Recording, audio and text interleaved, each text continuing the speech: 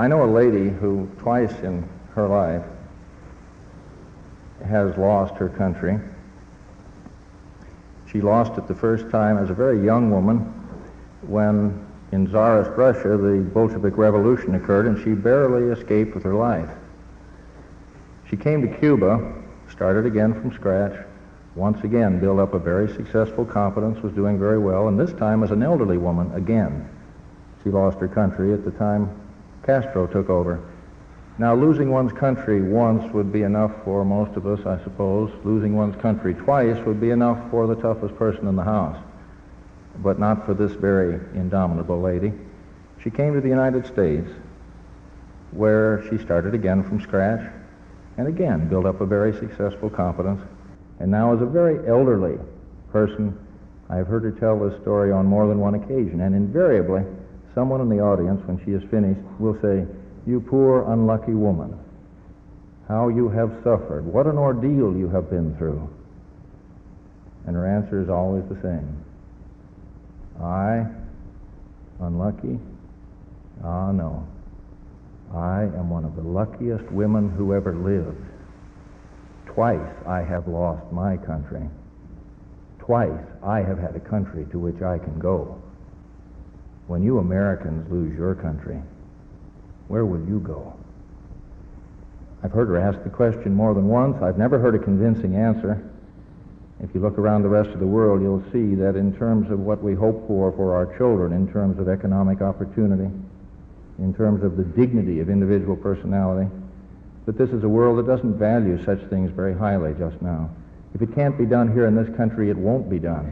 And in fact, more and more Americans today have come to realize that. And as that realization has grown, we've done what all people should do in that case. We've looked around for a leader, someone in whom we could repose the kind of confidence necessary to lead us back to taking over our country once again.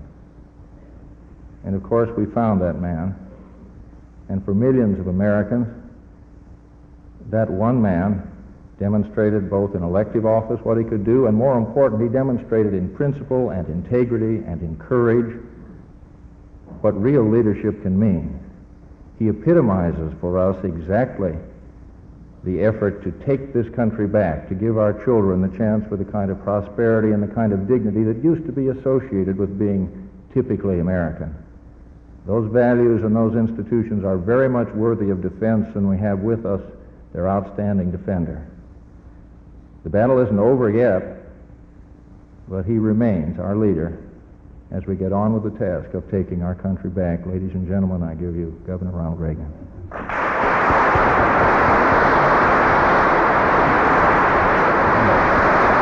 Oh, thank you. You've done that once.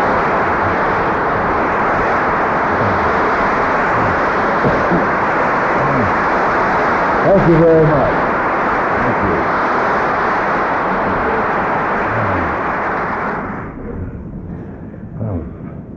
President Roach, and I hope if the people of Michigan are as intelligent as I believe they are, one day Senator Roach,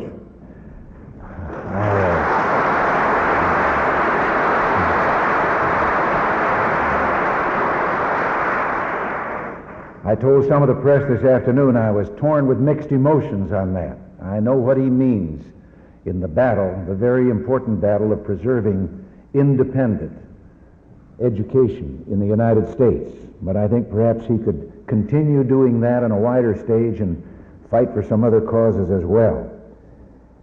You, ladies and gentlemen, students of Hillsdale, the friends of the college, I'm delighted to be here.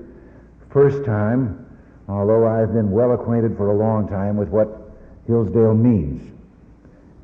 And John, you paved the way a little bit here with your most gracious remarks. I didn't deserve all of them, but they eased my feeling about being here, speaking in these exact circumstances. You know, every speaker hopes that his remarks will be well chosen and well suited to the occasion, and every speaker has had the experience of not having that true. We had a fellow in Hollywood once for many years as an actor. He was working because his first love really was opera. And when he had saved enough money to study opera, he journeyed to Milan, Italy, studied opera, and after a period there was invited to sing at La Scala, the very spiritual fountainhead of opera. And they were doing Pagliacci. And he sang the beautiful aria Vesti la Giubba, and when he'd finished, the applause from the balconies, the orchestra seats, the galleries was so sustained, so thunderous, that the opera couldn't continue until he stepped back and repeated the aria as an encore. And again, the same sustained, thunderous applause. And again, he sang Vesti la Giubba. And this went on till finally he motioned for quiet, and he tried to tell them on this, his first appearance, what a dream come true this was, to be greeted in this warm way. But he said, I have sung Vesti la Giubba now 9 times. My voice is gone. I cannot do it again. And a voice from the balcony said, you'll do it till you get it right.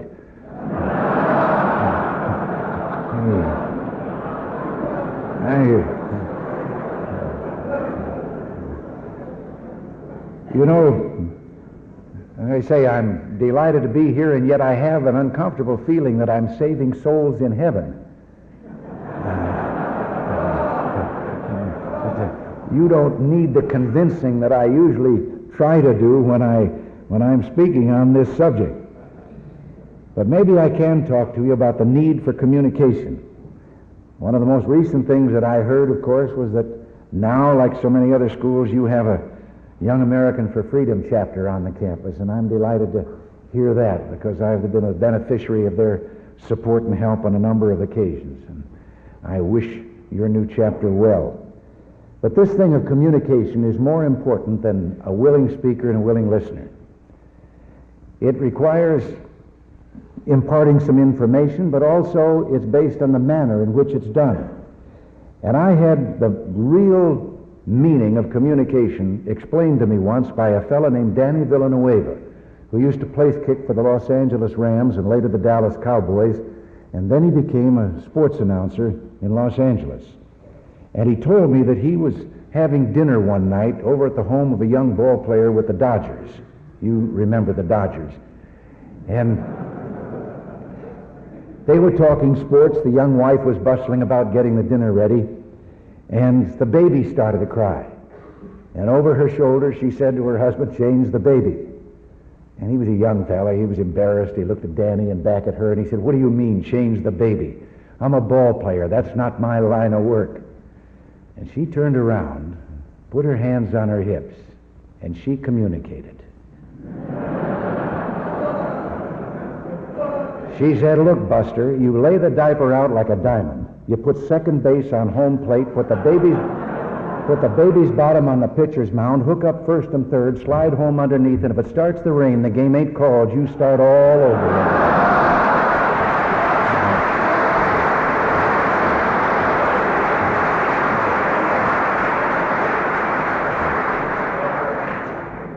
But if I can't save your souls, at least perhaps I might impart some information here that'll be helpful to you in the communication that has to take place. In the campaign last year, there was a great deal of talk about the seeming inability of an economic system that has provided more for more people than anything we've ever known to solve the problems of unemployment and inflation. Issues such as taxes and government power and costs were discussed. But always these things were discussed in the context of what did government intend to do about them. Well, may I suggest for your consideration that government has already done too much about them. That indeed government, by going outside its proper province, has caused many, if not most, of the problems that vex us. There are a few of us old enough to remember when the only experience you ever had with the federal government was to go downtown to the post office and buy a stamp. They were 2 cents each for twice-a-day delivery. Now they're 13 cents for once-a-day delivery to the wrong address. My friend Dewey Bartlett, the senator from Oklahoma, says that last 3 cents on the price is for storage. And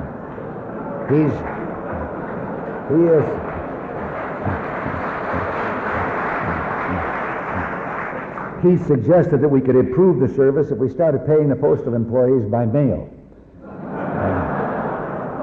But how much are we to blame for what has happened? Beginning with the traumatic experience of the Great Depression, we the people have turned more and more to government for answers that government has neither the right nor the capacity to provide. But government as an institution always tends to increase in size and power. Not just this government, any government. It's built in. And so government attempted to provide the answers. The result is a fourth branch added to the traditional three of executive, legislative, and judicial. A vast federal bureaucracy that's now being imitated in too many states and too many cities. A bureaucracy of enormous power which determines policy to a greater extent than any of us realize, very possibly to a greater extent than our own elected representatives. And it can't be removed from office by our votes. To give you an illustration, using another country, England, in 1803 created a new civil service position. It called for a man to stand on the cliffs of Dover with a spyglass and ring a bell if he saw Napoleon coming. They didn't eliminate that job until 1945. In our own country, there are only 2 government programs that we have totally wiped out and abolished. The government stopped making rum in the Virgin Islands, and we've stopped breeding horses for the cavalry.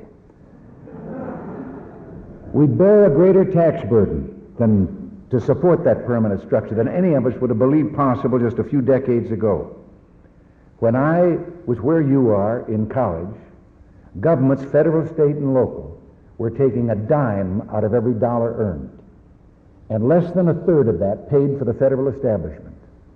Today, governments, federal, state, and local, are taking 44 cents out of every dollar earned, and 2/3 of that supports Washington.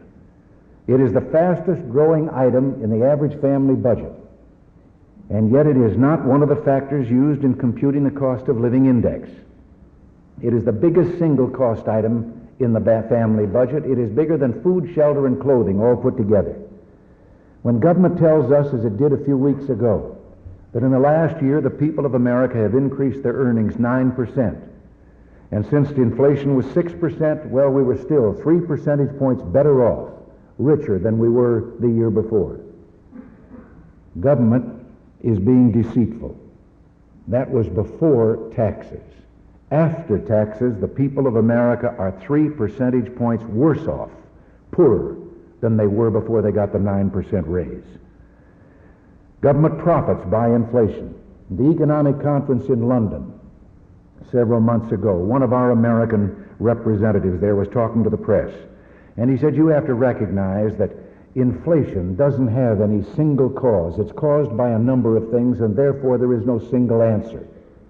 Well, if he believed that, he had no business being at an economic conference. Inflation is caused by one thing, and it has one answer. It's caused by government spending more than government takes in, and it will go away when government stops doing that, and not before. I could give you a figure that I think would explain it, because government has been trying to make all of us believe that somehow inflation is like a plague, or the drought, or the locusts coming, that no one has any control over it, and we just have to bear it when it comes along and hope it'll go away. No, it's simpler than that. From 1933 until now, our country has doubled the amount of goods and purchases that are available for purchase, the goods and services. In that same period, we have multiplied the money supply by 23 times. So $11.50 are now chasing what $1 used to chase. And that's all that inflation is, a depreciation of the value of money. I know that this is called the Ludwig von Mises series, but do you know that before I knew that, I had a line I intended to give you. It's a quote of his, if you haven't heard it. Ludwig von Mises said that government is the only agency that can take a perfectly useful commodity like paper, smear it with some ink, and render it absolutely useless.